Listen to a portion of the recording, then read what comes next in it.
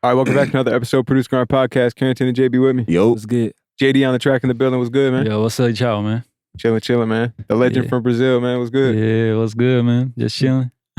Representing the whole Brazil. You're like the Exactly. first big producer to kind of ever blow up from Brazil. You were Exactly, saying, bro. I'm the first Brazilian ever to make all that happen. in the music industry. Yeah, exactly. That's fire. Like That's get platinum plaques, working all the artists I be working on, do all that stuff. I'm the first Brazilian ever. Hell You yeah. can do your research, you can do whatever. You're not gonna find nobody but me.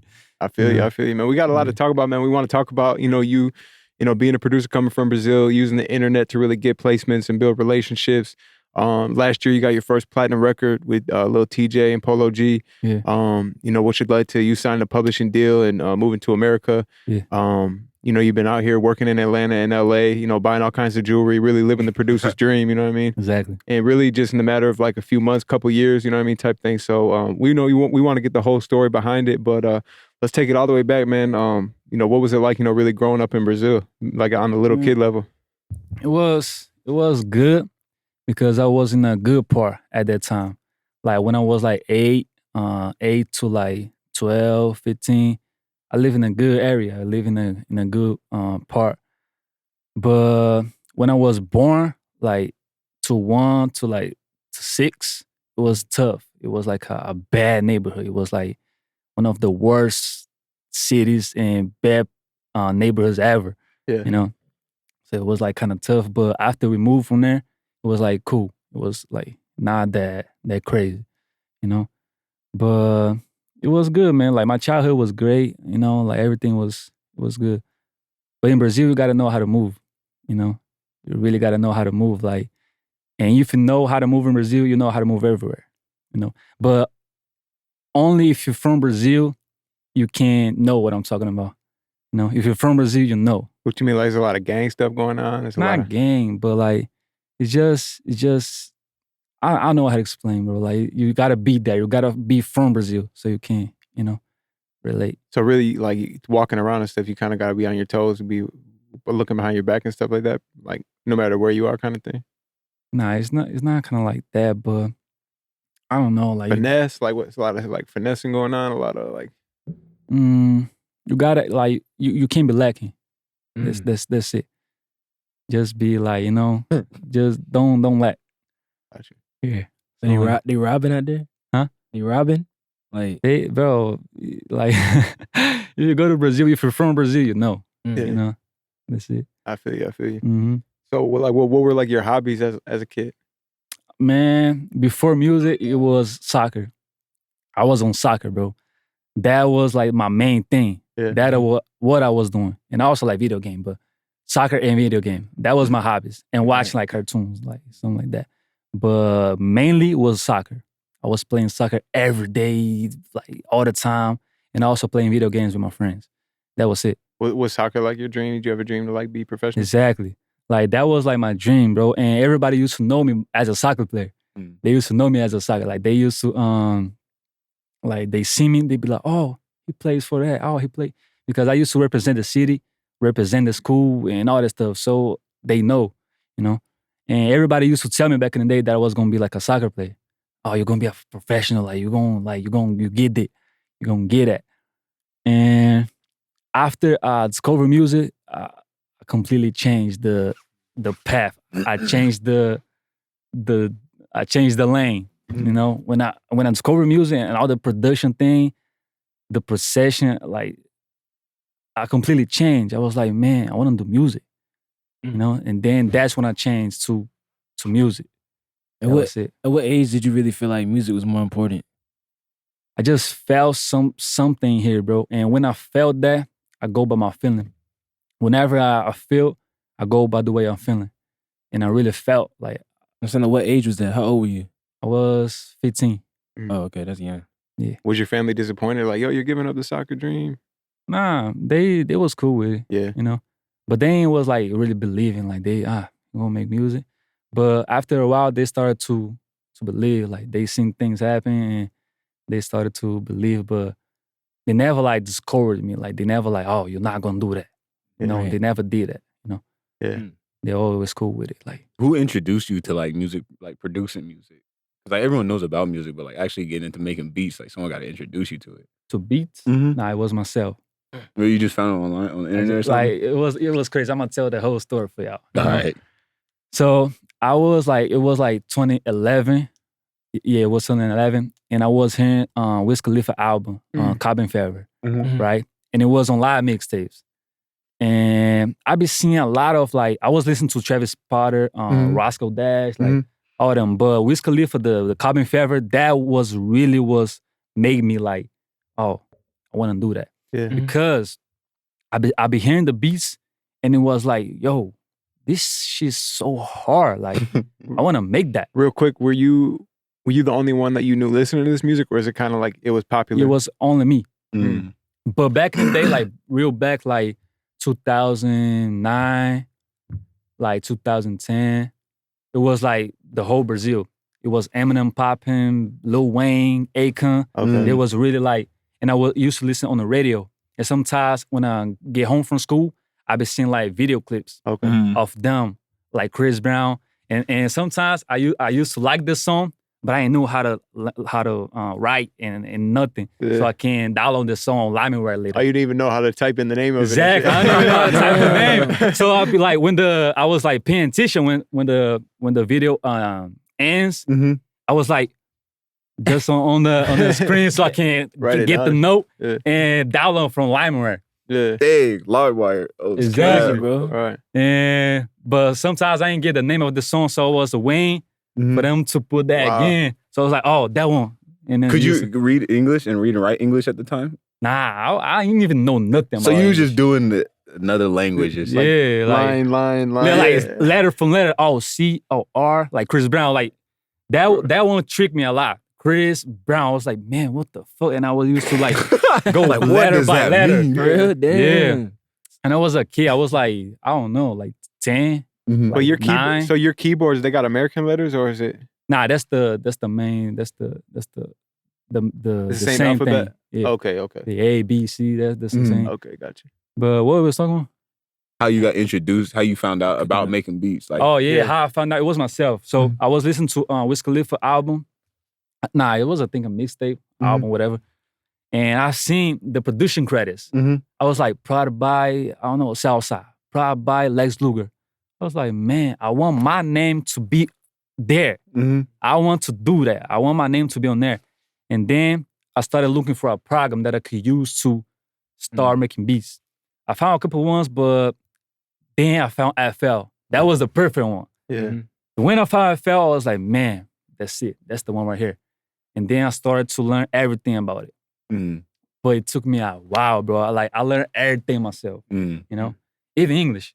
I taught myself. Like I say on the episode of How do you teach yourself English?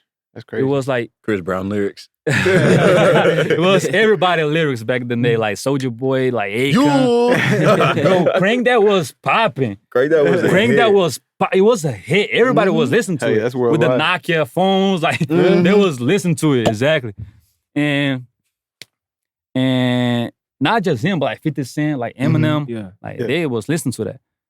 Lil Wayne, you know. But what was I talking about again? So you downloaded FL. Yeah, Dollar FL. What were you doing? Just going on YouTube, typing in like how to produce or like produce? Exactly. I was doing that. So I found FL, and then I started to like, how to make like a melody, how to make these, how to make that. And I was on it every day. Like every day, all the time, I was on it, trying to learn, trying to improve, trying to get better. And I started like making my own. And my first beat was like, man, that was terrible, but I was like so happy with it. I was like, damn, mom, come on, listen to this. You know? Like I was showing everybody, come on, sis, like listen to this. I made that. I fucking made that. You know? And it was like trash as fuck. But for me, it was like, damn, I'm the best. I'm going Kanye ain't got nothing on me. nothing, bro. I'm the best at it. Like I'm coming for everybody. But I was feeling myself because like that was my first beat ever. Right. And after that, I just kept going, just like trying to get better. And at that time, I ain't had nothing, bro. I just had the laptop and a Philips headphones. And I was working with that for years. You know, I got all of my places with that. Just some Philips headphones. Philips headphones. It was like to put Like it on earbuds. the phone. Yeah. The Lou ones. Oh, the like, earbuds. The earbud, like the pretty simple ones ever. That's how and the prettiest like laptop ever. Like, and that was it. All I had. And that's a fun fact too, because I remember Christmas on 2012 when I was like heavy, really heavy on it. My family had Christmas and they was taking pictures with they all over the place taking pictures and doing everything. And I saw one picture of them and I was in the corner. Like just like that, bro. Like with the headphones. Oh, that's hard. You gotta post that shit. I gotta talk to my mama to see where the picture at. Yeah. Because I wanted to find it and post it. Because bro, I was like in the cup, like just like that, and they be all like taking pictures, like, you know. And I'm just like that, like, bro, we gotta put that, we gotta put that on a shirt or some shit. That'd be hard. That's classic. That would be hard, bro. That'd be hard. Yeah. When you were looking up tutorials, was there anyone that spoke Portuguese that did tutorials? Nah, and one thing you see how I learn English, right? Back in the day, bro, everybody was on Twitter. Twitter was the wave. And I've been seeing a lot of like tweets and everything English. I even like set up my phone in English. I did everything English back then. So I can learn more, so I can improve. That's smart. And I used to listen to music too, of course. And I was paying attention to what they were saying, you know? So with the tweets and the music and sometimes movies and TV shows, all that I was putting in English. And now I wasn't watching in Portuguese anymore. I was like doing everything English, but the subtitles was in Portuguese. Okay. So I can understand what they were saying. Yeah. And then I was like paying attention. But I always was like familiar with the English. Because since I was a kid, I was listening to Eminem, like 50 Cent, since I was 8. Yeah. Right. So I was like familiar already with the language. I just need to know how to learn, how to like talk and write and all that stuff. And I was using Twitter and all that stuff that I'll be talking about. And that was it. Like in Twitter, I was like, oh, bands, what bands means? I was like typing in, oh, bands money. And then I was like learning everything. Even the accent, even the like nowadays I know if you're from New York, I know if you're from Chicago. Dang. And I used to see a lot of people using like on phoneme. And I was like, man, what was that? Like, and then it was a Chicago thing. And then I'd be like, oh, that's Chicago. So everybody from Chicago, you know how they say that. If they be saying that, they from Chicago. Because like Atlanta has their own thing. New York has their own thing. Chicago has their own thing. LA has their own thing. So it's basically like Brazil. If you go to the South, you're going to see somebody talking like that. If you go to my area, you're going to see somebody talking like me. If you go to the North, you're going to see somebody talking like. So it's just like the same thing here. Y'all got the accent. Y'all got their own slangs and everything. Right. So that's the same thing. And I was learning everything.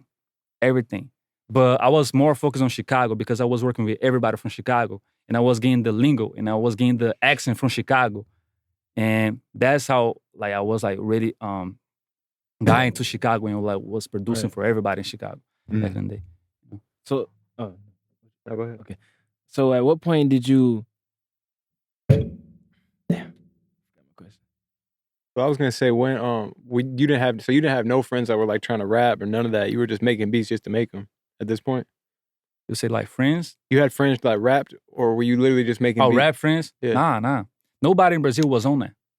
Back in the day, it was just like me, myself, and the computer and the Philip headphones. So what were you doing? You weren't sending the beats out. You weren't posting them on YouTube. You weren't doing none of that. All I was doing was like trying to get placements.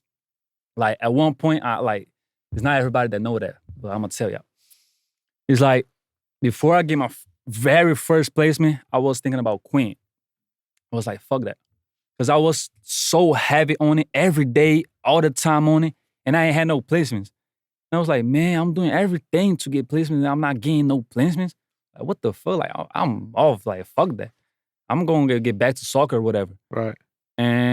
But every time I thought about Queen, that was a sign to tell me that not to quit.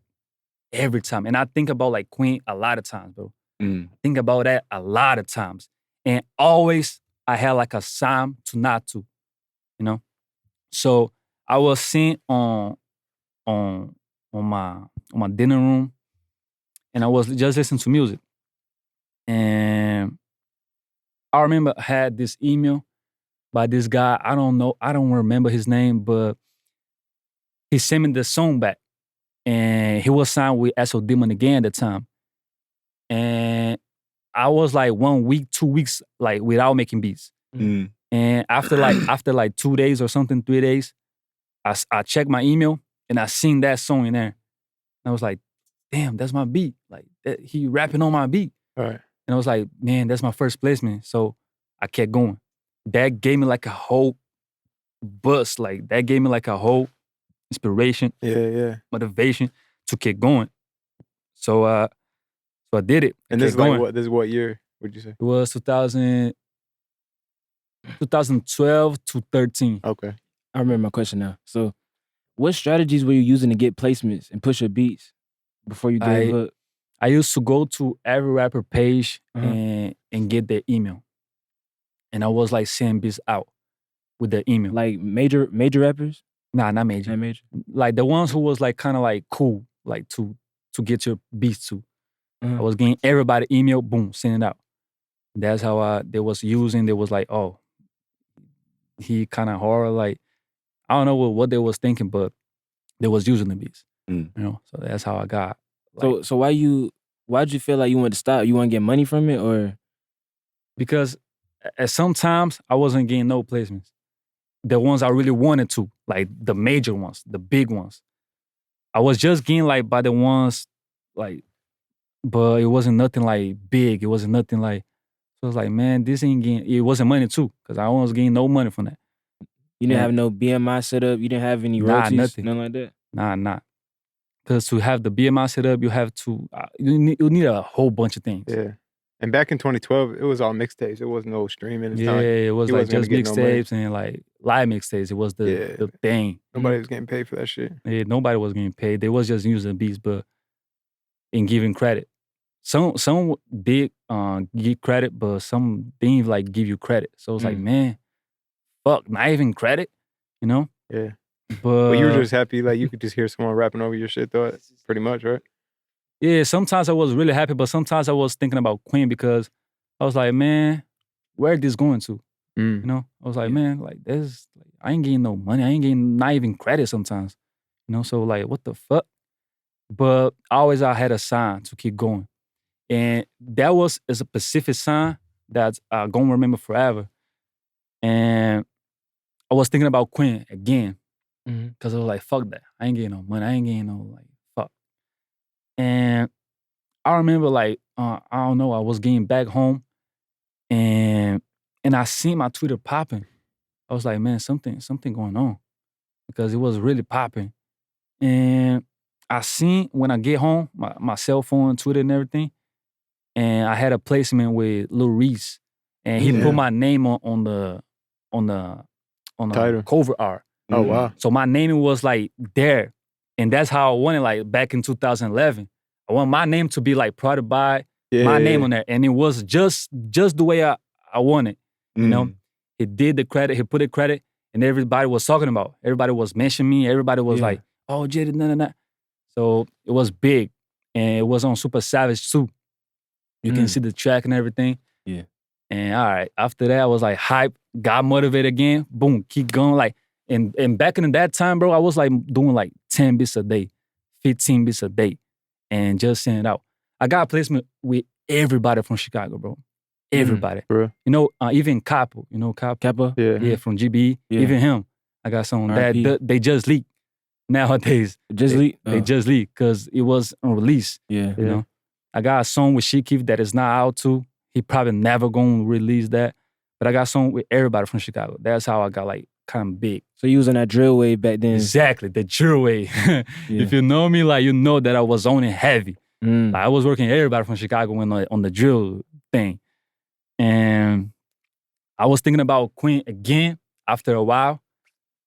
Cause I was like, I was not motivated, bro. I still was not getting that much money. And I wanted to like get a lot. I was getting something, but it was not that much. Were you capitalizing off of these situations though? Like the Reese situation, these Chicago artists? Did you what? Were you capitalizing off of them? Like were you using them to your advantage? The credit.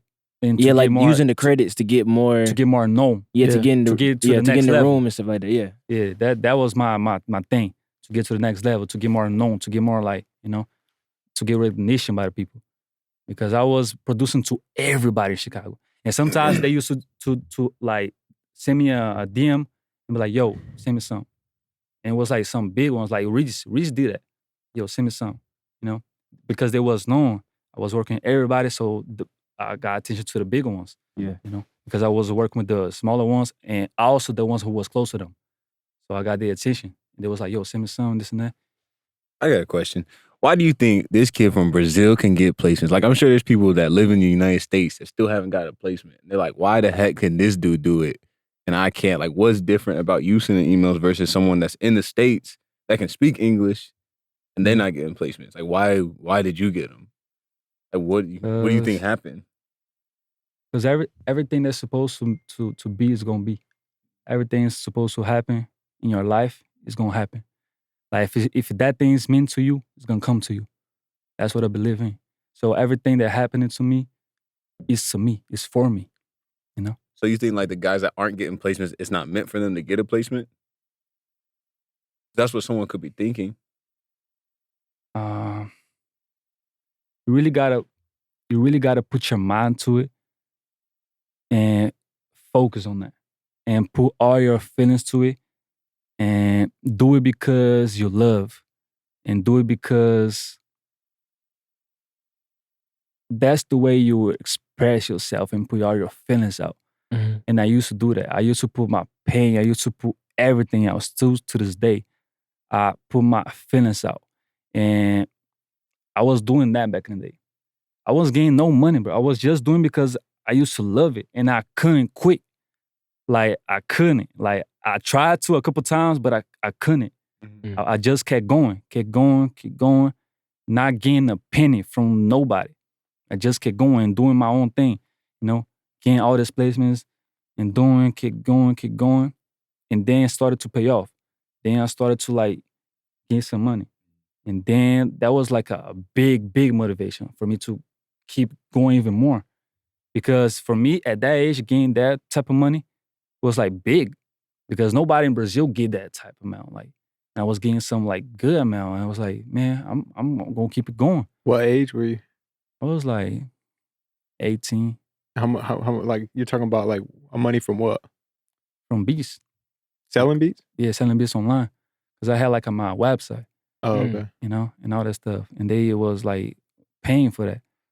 But it wasn't nothing crazy. But at the time for me, it was something. It was like, it was great. You know, because I ain't had nothing. How much are we talking? It wasn't much, bro. It's just a little like so I can buy some clothes sometimes, like even a shoe, like to move around, you know? It was just like that. You know, it wasn't like, oh, I'm balling. Like, you know. But that was something to me because I was making money off my beats, something that I love to do, you know? And then I kept going. How often were you emailing beats to these artists? Was it an everyday thing or? Not every day, but when I made like some real hard drill beat or whatever that I can hear them on that, boom, I was sending to them, you know? I used to make like 10 to 15 beats a day, like all drill. That's all drill. Yeah. And sometimes like a beat that you can hear like a Chicago drill rapping on it, but it's not drill. It's like, it's something else, you know? Like I don't know. It's something else with like, you know, with some feelings and some pain to it. You talking about like, it's kind of like that, it's kind of like using a lot of orchestra instruments, kind of? It's kind of melodic? Yeah, melodic. Yeah. Exactly. Yeah. That ones I used to really put my pain out and my feelings out and all that. And they used to use them ones too. Yeah. So what was the first placement that you ever actually like got? It was actually a real situation. Like there was like a producer agreement, an advance. Nothing like that. Bro. What was your first placement that was actually official like that? Brother. By Lil Tjay. Nah, matter of fact, it was Over by Youngboy. Yeah? By NBA Youngboy, yeah. That was the first that they got to me. They was like, yo, that's a contract, that's this and that. I was like, what? That was the first thing that happened. And after that, I realized that I need a manager. I need somebody to be taking care of that for me. So that was probably a big milestone for you too, right? When you're like, oh shit, this is actually like something official, a milestone. Exactly. And it was over by Young Boy. That was crazy. It was a surprise for me. I didn't even know he was gonna use the beat. I ain't even knew. I wasn't expecting, and then happened. So you never been cut on you never been cut in on business on any other records before that? No. Oh. Nah, that was the really first one. And that was back in the beginning of like 2018. Damn. Yeah. So you can tell that I was doing it for love. I was doing it because I love to, And if you're doing something that you love to do, it's gonna work it out. Yeah. Like if you're doing it with pure, genuine love in your heart, it's gonna work it out. Everything that you do, not just music, not just professionally, everything that you do, bro, is gonna work. Because if you're doing it with your pure, genuine heart, that's how I am. I got a pure, genuine love, like heart, Yeah. So if you do it like that, everything gonna work it out for you. Yeah. I believe in energy. So if you put out good energy, that's all you're gonna receive and see, Because I don't even pay attention. It might be something negative. It might be somebody talking talking some bad things about me, but I don't see. I don't pay attention to that. I just because since I'm so positive and since I just show love to everybody, and that's what you're gonna get back. And this is what I'm receiving right now. All love from people, and because I'm putting that out, So if you put like good energy out, you're gonna receive good energy, bro. Like you can do the test, like starting from now. Everybody, like if you're watching that, you can do the test right now. Like start like putting out good energy, being good to people and spreading love, spreading light, and you're gonna see everything getting back to you. I'm gonna start saying a But positive. don't expect it. That's the thing. I was just gonna say, I'm about to start going on Twitter every morning, just saying some nice ass shit. See what happens. I hope you all are not just It that. don't work like that though. Not just that, but like be positive on anything that you do, and with your with no second intentions. Let's suppose like hold a door for a lady that is coming. I do that on a daily, but I don't expect nothing in return. You don't go check the bank account after. But like check the email. But you're gonna get it back, bro. Nah, I feel somehow, some way, you're gonna get everything back. That's how the universe works. Nah, I get that for sure. I got a question for you. Like, since you were in Brazil working with all these artists in US, have you ever felt like somebody was taking advantage of you? Yeah. I thought that a lot of times. Because they really was.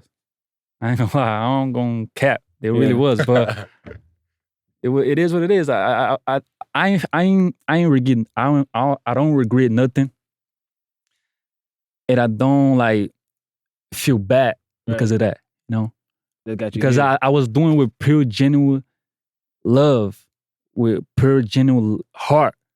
So I don't care. Like I said before, like if they was doing something bad, they gon' reap what they sow. So I don't worry about it.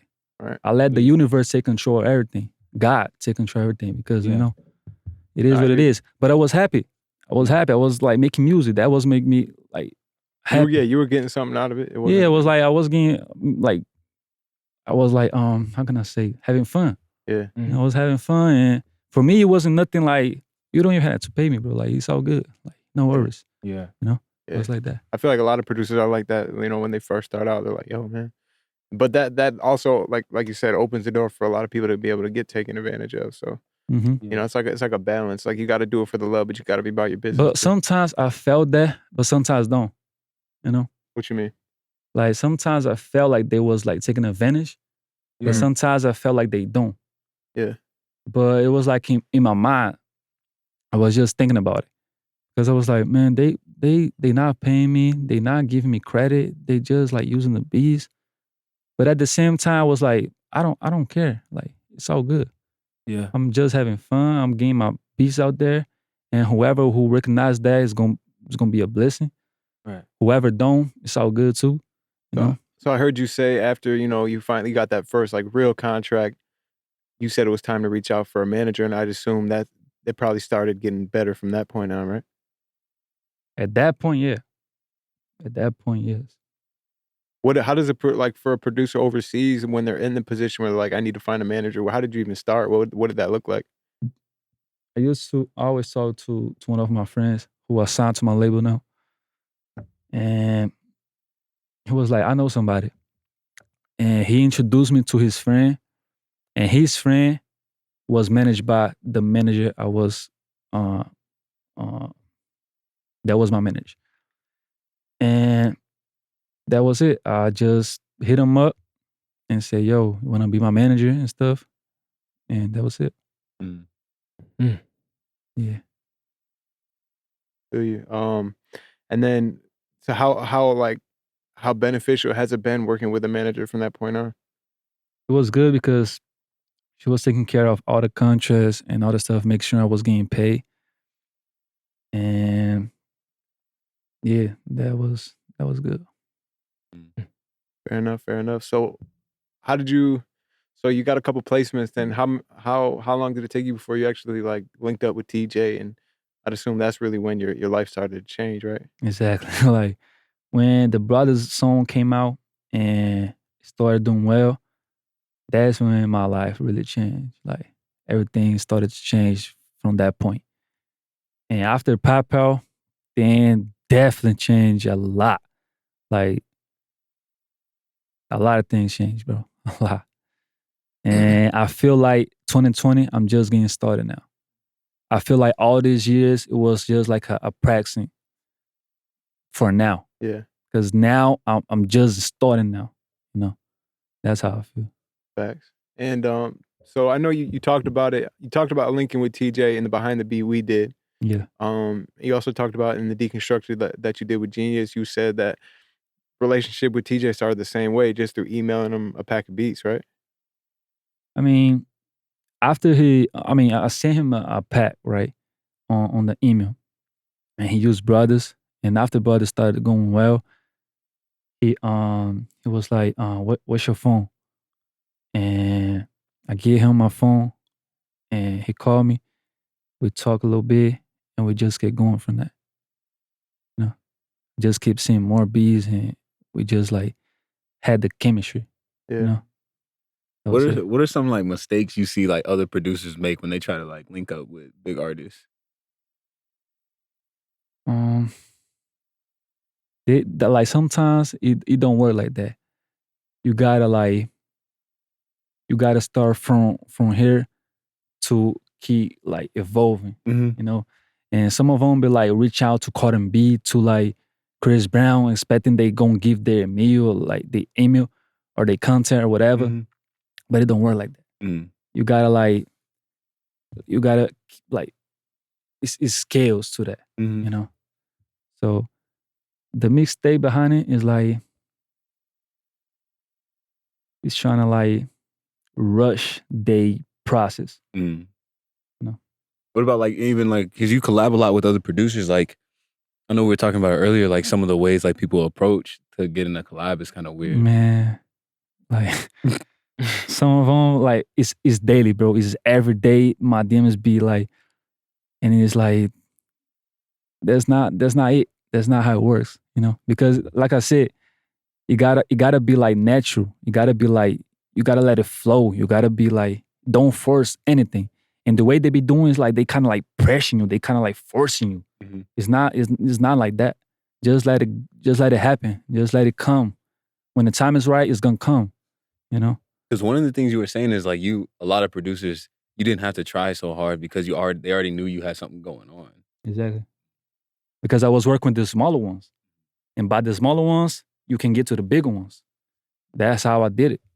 Because you said TJ only had like 10K followers when you reached out to him, right? Bro, he had like around that, like 10 to 12, something like that. And somehow, bro, I don't know, like I felt that he was next. Yeah. That he was like going all the way up. I don't know how to explain that, but sometimes I have this feeling. And when I have this feeling, I go by my feeling. I always go by my feeling. And I had this feeling somehow. And I knew, I knew.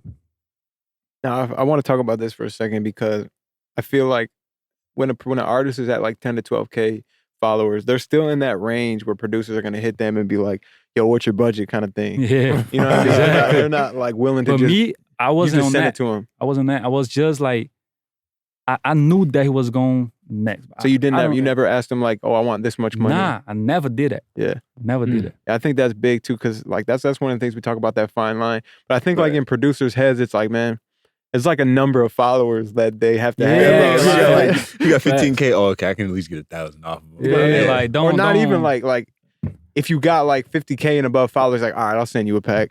But if they Yeah, got like like- if you got like 5K, But 10K, I just did it because I felt, and I Right. did. I made it because of the way I was feeling, because I knew, bro. Somehow I don't know how, bro. Like, It was like a sign type thing. Like it was like an angel telling me, "Yo, I don't know, bro, but I had that. You know, it was strong, and I knew. I just knew." So you was.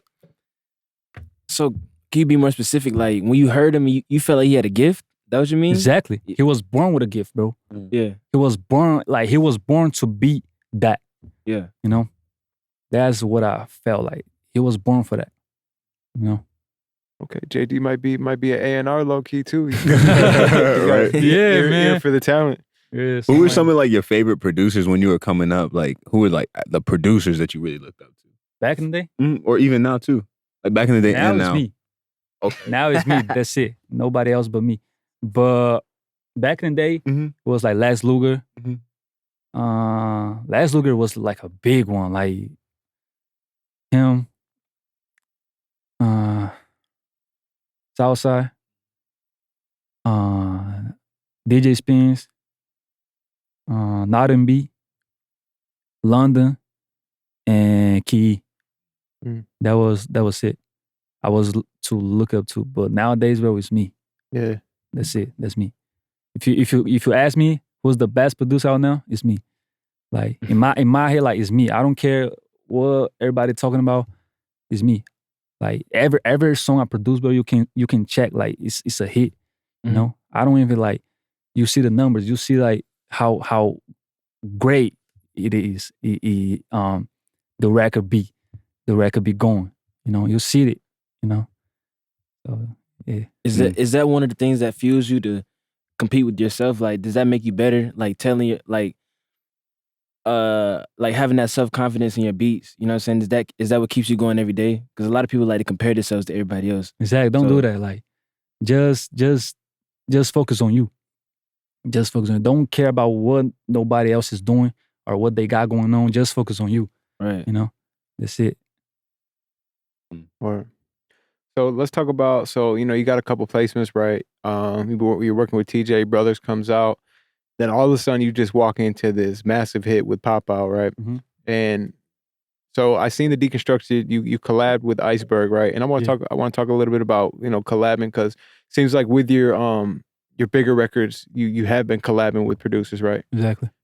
So now that you've reached some level of success, you ever look back and because it seems like I'd be like, man, like all these are going platinum and gold. Like, okay, I'm splitting the credit, I'm splitting the check. Do you ever have like, damn, if I could go back, I would have just did all this by myself? Or No.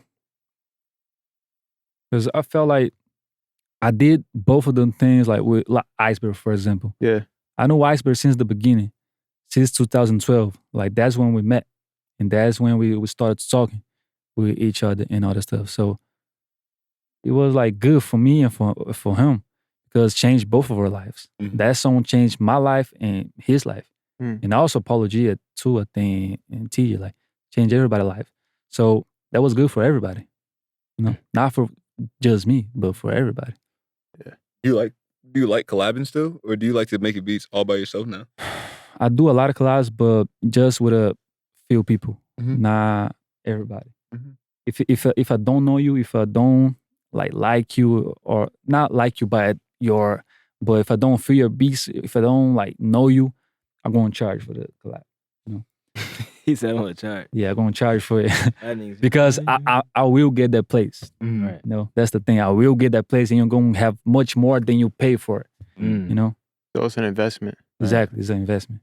But why you know, because I'm sure like, okay, it's cool you get that upfront money for the collab and you're getting it placed, you're kind of like doing them a favor.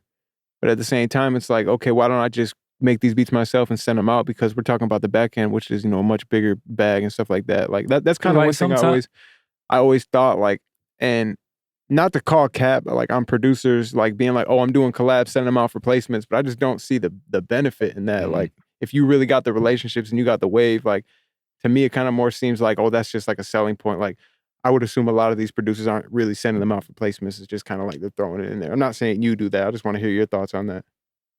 I think some of them don't really send it out, but if the beat hard, they gonna send it out. If the beat really hard, if they think that they can get it placed and get a hit from it, they gonna send it out. Like me, I always send it out. I try to. And you can check, bro, I be getting all of them placed. And I'll be like a major placement, but I'm getting them placed. But somehow I be getting them placed and they be know that. Even the weak ones. That's what I was. Yeah, even the weak ones. Because it's some producers that might come to you and say, "Bro, I'm not getting this collab unless it's a placement." You know what I'm saying? Like, Yeah.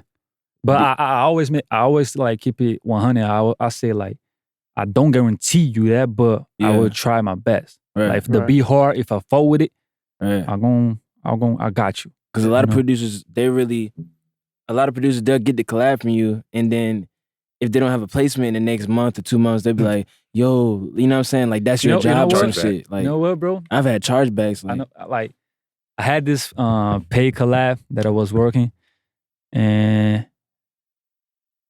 he paid me, did everything, and he was like, "Yo, let me know when the beat get plays and all that stuff." He was like, he really want it. Like he was like, let me know, bro. Like let me know when that paperwork's coming through, man. Exactly. Like he really want it. So, all right, I got you.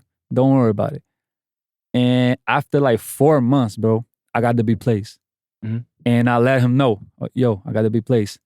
And he was like, what the fuck? I forgot about that. Like, but I say like, when I said I got you, bro, I mean that. So after 4 months, I got to be placed. It might take a minute, but I got it. You know. That story. And he was like really appreciative. He was like so happy, and that's good that you can help people like that. You know. Yeah, but I'm saying, what about the people that's like, let's say the producer, you know that they're trash. You know, like there's no, without a doubt, you know the producer's not good, and they're like, I'm getting this collab for a placement. You know what I'm saying? Like I'm getting this collab just so I can do that. Like me, I always put my sauce to the beat. I always do my thing to the beat. You know. There's some beats that you just can't recover. Exactly. Like there's some you probably can't. be like, all right, bro, send me something else. Send me something else. Like, bro, yeah, I do that. Like, send me something else. Like, right. I be picky as fuck with loops and collabs. I be so picky, bro. Right. If I don't feel, I'm not gonna work on it. Like, I gotta feel it. So if I'm feeling it, all right, cool. I'm gonna go with that. You know. That story you were saying, I thought it was gonna go the other way when you're like, after 4 months, he filed a PayPal case because he's like, yo, this shit ain't get played. Like I thought that shit came with money back guarantees. Nah, I got it placed. Yeah, that's what's up. That was recent though. That was recent. Okay, word. Yeah. Hell yeah. Did this song come out or it's still Not yet. Not yet. But You ever send loops out to other big producers? Yeah, I've been sending loops out, but not to everybody. Just like a few ones. You know, I don't be working with a lot of producers nowadays. You know, just like a few ones. Okay, in 2020, like now, like back in the day, Twitter was the way to get placements, right, and network with people. Exactly. What is it now in 2000 or in 2020? Because it's not like Instagram's kind of. I mean, like it works, but it's kind of like oversaturated. It's a little like to me, bro. Like everything started like after pop out and everything. Everything started to happen like natural. You know what I'm saying? Like for your up and coming producers, like how like damn, I'm like bro, like my goal is to get one placement this year. Like what would you tell them? Like this, like found like artists that you think that got potential, and stay with them. That's it. Stay with that artist that you think got potential, because if he goes up, you're going to. You know, so that's one of the main things. Right. You know. That's when that kind of leaks back into our last podcast too. Mark was saying, he said that he from, and I got to go and do my own research on this, but he said looking at the landscape, he says the producers that really kind of have stayed the test of time are the producers that came up with the artists at the same time. Exactly. I'm interested to see what you guys say in the comments. Go ahead and comment on that. Let us know after you do the research or if you guys know off rip. I mean, everybody, like, even back, you can throw all the way back to the Zay Yeah, Zay podcast. and He Guwap. said it. Who else said it? It's been a bunch of like people that always say the it. organic relationships, like that. Because as a producer, people look at it like this is all I do every day. Like I was saying earlier, like people expect me like this nigga not allowed to leave the house. You feel me? You got to sit there and mix and make beats all day. You don't go nowhere. You feel me? But really, it's like everybody has real life stuff going on. You might have a relationship with that artist about, I don't know, y'all might not even make music together for the first year you know each other. You know what I'm saying? And then they might just start making music. So those organic situations are what is bringing people success. It's not about fiending for the money and stuff like that. Exactly. Like, Yeah, I feel like too, it's like just being a producer, like we're into like computers and like real technical and stuff, but we never really like focus on like the actual like human like relationship part. Like that, I don't consider, like, you don't value chilling with somebody as much as like, yo, let's work together, like let's make some songs. Like I think we put heavier on like, yo, let's just chill and like just get to know each other. Like to your point, Yeah, being patient, being human about it, right? Yeah, exactly. Yeah, not awesome. Hey, bro, you like it's not a formula all the time. It's not a formula to get placements all the time. This is a lifestyle for a lot of producers, right? So getting back to this timeline here. So Pop Out comes out, and mind you, to the audience, you're still in Brazil at this point, right? You still never been to America. No. I mean, I've been here for once, just like twice. One time to meet TJ in Miami, and one time to sign the deal with Sony. That was it. I've never been here more than that. That was it. Yeah. And yeah, I just got here now. You know? So TJ flew. You said TJ flew you out. I remember you were saying that last time. He actually went out of his way to fly you out just to work, type shit. Exactly. Just to meet me and all that stuff. Yeah. That's one of the like realest things a rapper did it to me. Yeah. You know, that's one of the like the realest things, like, because like that's some real shit. Like that's some real thing that like he recognized that I made brothers like way before everything. Like he knows, like he recognized that, and he got a good heart too. You know, just like me. You know, so yeah. It seems like he definitely gives you a lot of respect. I seen on one of his most recent interviews, he shouted you out. He's like, "Yo, that's my producer. That's my guy. Like, it's my go-to. That's my brother. That's my boy. Forever, for life. Yeah, that's fine. No matter what. Yeah. No. And now another thing, which I know the audience, because kind of like the pub deal situation, right? I feel like that's like a goal for a lot of producers, because that's like your first really like super big check, right? Yeah. How did that come about? Did they just call you because Pop Out was doing so well?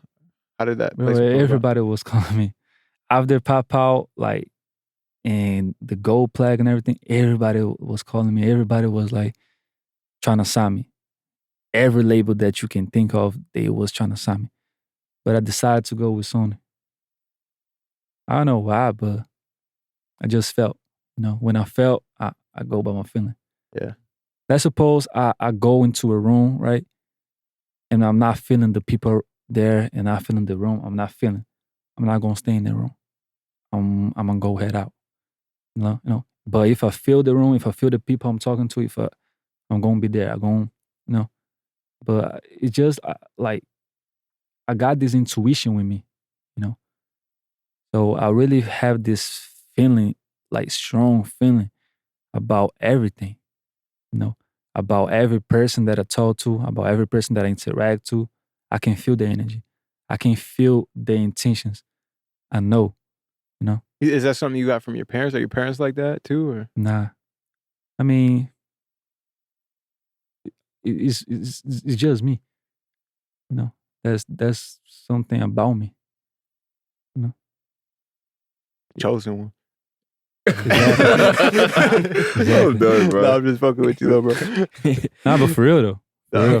For real. I feel like that's really how you got to think about it. You know what I mean? You know what I mean? And I got like, I'm gonna put like my story on the book. I always say that on my interviews and all that stuff. What you gonna call the book, man? I don't know yet, but I'm gonna put like the whole story of my life. And once people read that and know everything about it, they gon' be shocked, because I got a lot to talk about, bro. I got a lot to talk about. And when people that read makes me feel like you're leaving stuff out the interview, man. We want the whole story.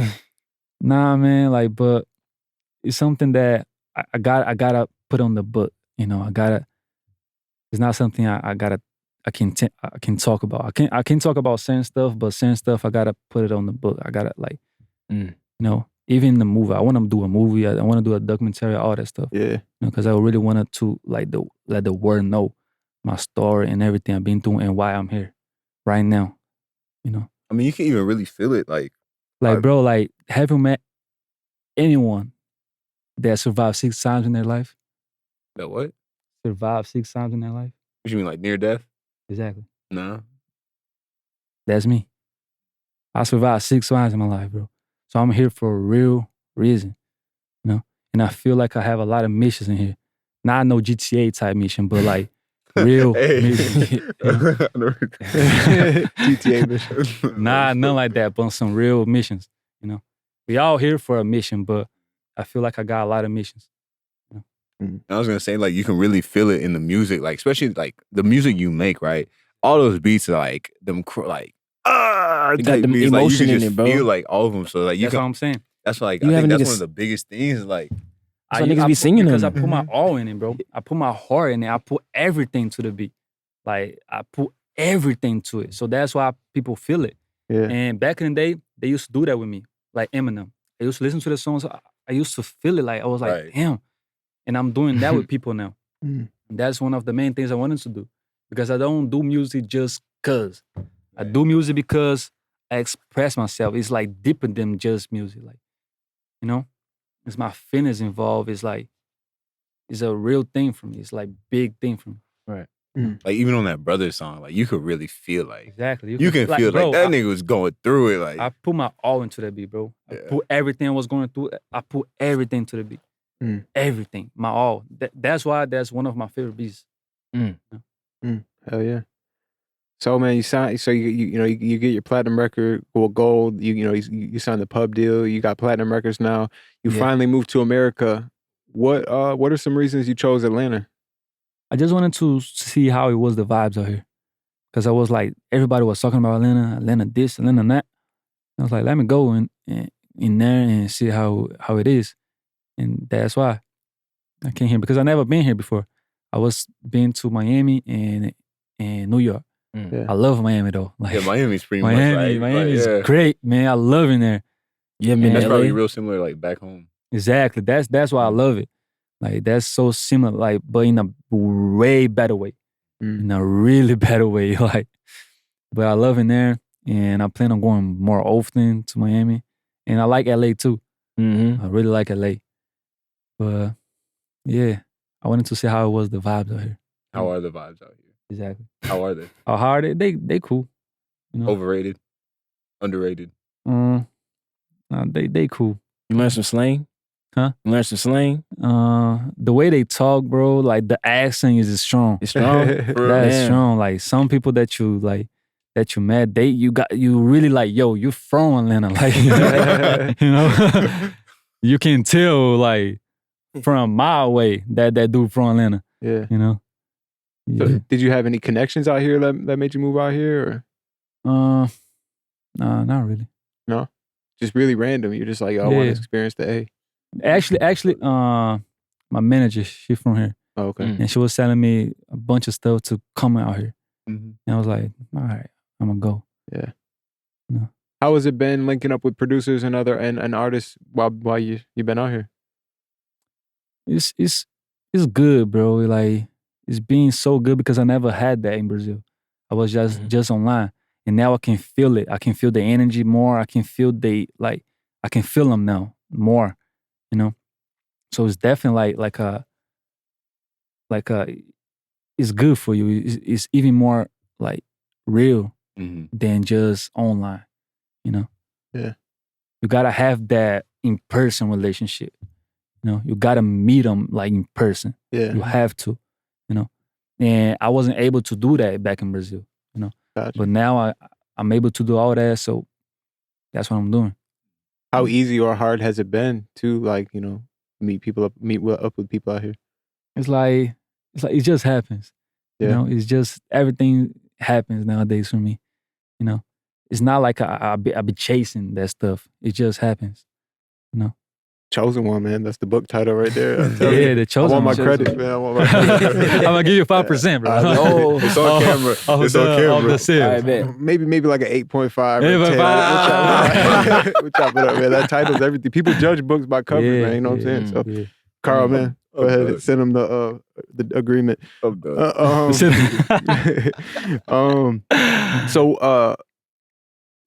Obviously it's super different, and we kind of been talking about this a little bit. America's super different from Brazil. What are some of the main things that you notice about America right off bat?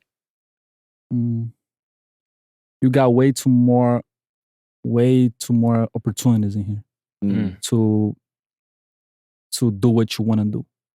You know, that's one of the biggest things. You can really be anything here that you want to be. You know, in Brazil, like, bro, it's not like that. You know, like I thank God every day that I made it out. You know, yeah. So what are like is it easy to just start a business in Brazil, or like what do you got to do? Like I don't know, bro. Like, the minimum salary of a regular job in Brazil is 900 per month, right? Yeah, 900 per month. like 225 per week. And that's for 40 hours. Nah, 6 hours or even 8. 80 hours. Nah, 8. Oh, 8 per day. Yeah, 8 hours per day or even 6. Yeah, you're gonna get 900, right? Or even like 950, 980.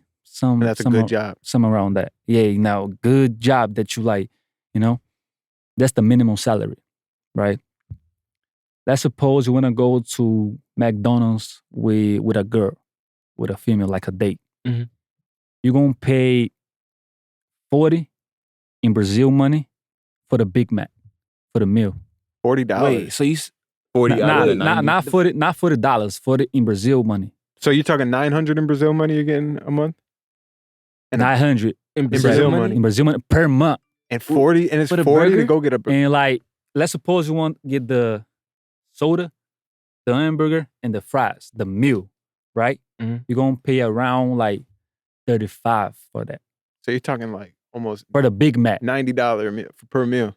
Exactly. No way. You can only eat McDonald's 9 times working all week for a whole month. You can go to What? McDonald's 9 times. No That's way. crazy. That's hard. How did? Wait, what's Why would the currency out there? It's like it's not peso. What is it? It's Reais. A what? reais. A reais? Exactly. So how many reais do you make in a month? 900. 900, and then the Big Mac will cost you 40. Not in Brazil money. No, yeah, just do Brazil. Yeah, yeah. Just do In just Brazil money is like 13. 13, and then how much do you make in a month? 900. Oh, okay. That's So still it's pretty expensive. I mean, not 13 though, 30. 30. 30, yeah, 30. Okay, that's 30 Brazil. So you get $900 per month in Brazil money, and then you go to McDonald's and you're spending 30 in Brazil money on a Big Mac. Exactly, Brazil money. What are people making? What is minimum wage making here on a month? 725. On a month though. 725 times. Probably like 900 in American, something like that. 725 times 40. That's crazy. So times 4. that must be a good burger. It's or like something. 1100. And then taxes and stuff too. Yeah, so call if you it- take off, so it's gonna be around 900. Yeah. That must be a good ass burger or something. Well, it's a Big Mac. It's the same shit. That's Yeah, but the Big Mac, bro. Why That's does the it cost so same. much? Because that's Brazil. Everything in Brazil, like they put taxes That's crazy, bro. Probably like so on high foreign on stuff. everything. Mm. You know, like even if you go buy something like a hot dog, whatever that you're gonna buy, bro, it's gonna be super expensive. So everybody on Twitter over there, it's like a joke. Like, damn, I'm spending my last on this McDonald's right now. That's a Nah. flex. Going to McDonald's So is a people, flex. don't really go. They go, but they don't flex. They don't do that like the meme stuff. Like for us, it's just like regular, Right. normal. You know, it's just like, oh shit, for y'all that don't never been there. Yeah. But if you go in there, you're gonna see all them prices on the menu. You're gonna be like, what the fuck? But for us, it's like, whatever, man. What about the people? No How are the way. people different in the United States versus in Brazil? In here, y'all so much more like close. Like y'all not like too open, like not too friendly. In Brazil, they more like kind of open, more friendly to receive you. Really? Something Really? like that. So we're more like, Yeah, y'all more like more kind of hard to Standoffish. gain to. You know, us we like friendly. We like we don't. You embrace everyone like, yeah, come Yeah, on. exactly. Okay. Y'all like two more like their own circle, their own like. Even in Atlanta, like because in Atlanta we're known for being like Right. real. Hey, everyone's welcome. Like compared Yeah, to y'all like, cool. I'm like not in, saying like no. Like in New York, they're known for being like super like don't talk to me like, and that's just crazy to hear that the hospitality in Atlanta is nothing compared to what it's like in Brazil. So like, Yeah. that's crazy. Brazil, we were friendly. Like you can tell if you go in there, you can tell that we're friendly. That they got some good persons. You know? Right, good people. Good people. Exactly. You can't really tell the intentions of people here, right? Like, yeah, I mean, I can tell. You know. Yeah, you the chosen one. I forgot. I can tell, bro. I can tell. Even in Brazil, of course, they got like some really friendly people, but they got like some not good people too. Yeah. Just like everywhere you go, you know. But it seems like this has got to be crazy for the people back home. What witnessing what's going on. You know what I mean? You're moving around. You know, you got all this jewelry, all this drip going on. Like this got to be like unheard of out there. Oh, well, they it really know. is because you're the first to they do know. it. Right. Everybody from Brazil, they know. Like they know what I'm doing. They know everything, bro. They be paying attention. All right. Yeah. What about for people that want to like, so like, you know, like when you're traveling and stuff, like people think like have their perceptions of places and are like could be scared to go. Like, when we, like in America, if you think of like Mexico, first thing you think of is cartel, or you think of like that's the first thing people think of in America because that's what the media portrays. Is it different when you actually get to move around to these different countries? Are those stereotypes usually accurate, or are they like, nah, it's nothing like that? I mean, I just been here. I never been to Mexico or whatever, but it's just Brazil in here. But I don't know. Some of the things might be true, but some of them don't. You know, just depends of each country, or you know, depends where you go to. I think which country you go. What were some stereotypes that they like people always said growing up about America? America's like this. America's like that. Was there anything like that? Yeah, like they be saying that in America they real like racist type stuff. Like they be like everywhere you go, bro. They be saying that. Yeah. You know, but besides that, yeah. But besides that, besides that, they love it here. Like everybody from Brazil, they love y'all. Yeah. Like they love. Hey, shout out to Brazil, man. Yeah, they love y'all. So what do they think about? What do they think about Donald Trump? They don't. I mean, we don't care. Like they don't really like know. Like they don't really. They don't get into politics. But some people does. Some people don't, but some people does, and they don't like it. Like they don't like him at all, bro. At all. I'm talking about, hey, like they don't like him because, you know. Yeah. Interesting. That's interesting. Yeah. Oh man, we got some Twitter patrol type stuff, and what I mean by that is we always do this with a lot of guests. We go and we just pull up some of your tweets, man, and just ask you to explain a little bit more about it. You know what I mean? Not to put you on the blast or everything, but sometimes it is a little bit put on blast. Yeah. You recently tweeted, and we talk about this one a lot. You recently tweeted, "Protect your energy." What does that mean? What I was saying before, I'm supposed to go to a room, and you feel that the energy is not good. The energy is not right. You're not gonna stay in that room, so you're gonna protect your energy and get out. No, that's what I mean, and that goes for anything. I suppose. Oh, do I really feel like going to that place? Or like I'm staying home. Like go by your energy, by the way you're feeling. You know? Something like that. And protect your energy is like don't entertain to no negative stuff. Don't pay attention to no negative stuff. don't be around negative people. That's a way of saying protect your energy. Because your energy is pure. It's good. I mean, depends of the person you are, but if you're a good person, if you got good heart, you got a good energy. So protect that. You know, don't entertain no negative stuff. Like be off that. Like you don't need that. Why you want like somebody negative around you? You know? So yeah, cut off anything that makes you feel bad, or even like TV shows, even like movies that make you feel bad, whatever it is, bro. Cut off. And that's what I mean by protecting your energy. You know? I hear that, definitely. You recently tweeted, "Stop fucking with people who only half fuck with you." How does someone show that they only half fuck with you? What does that look like? You can feel, you can tell that they not 100% fuck with you. You know? Like by their actions, by the way they talk, by the way they do this or do that, you can tell like you're not fucking with me the way I'm fucking with you. So I'm gonna lay back and fuck with you the same way that you fucking with me. You know, something like that. I definitely feel like you give someone more of your energy than their reciprocal. Exactly. Like damn, bro. Like I thought it was cooler than that, but then they show their cards kind of thing. Yeah, something like that. Something like that, right? We talked about, you said let it come naturally, don't force nothing. Last one, which I noticed like it kind of had a theme, like on a couple of your tweets, you said you can be jealous, you can hate, do whatever you want. You'll never stop or change what God has prepared for me. What's meant to be will always be. Exactly. It seems like you kind of feel like there's some people out there that really don't want to see you win.